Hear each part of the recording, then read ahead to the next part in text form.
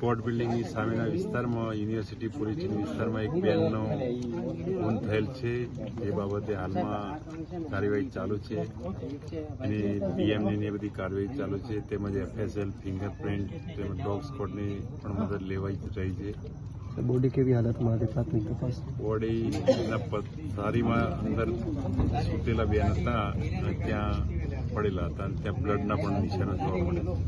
હથિયાર વડે હથિયારમાં એક નાની કાતર જ મળી ગઈ છે. ખાસ સાહેબ કારણ શું બહાર આવ્યું? પ્રાથમિક કારણ તો હજી હાલ સુધી કોઈ પ્રાથમિક તપાસ બહાર આવી નહીં, પણ તપાસ દરમિયાન કારણ બહાર આવ્યું. ભાડાના મકાનમાં પરિણીત હતા. પરિણીત છે. એના પતિનું નામ અલ્પેશભાઈ ભરૂ છે. તેમજ નાની 2 વર્ષની એક બાળકી પણ છે બેન. ઓકે.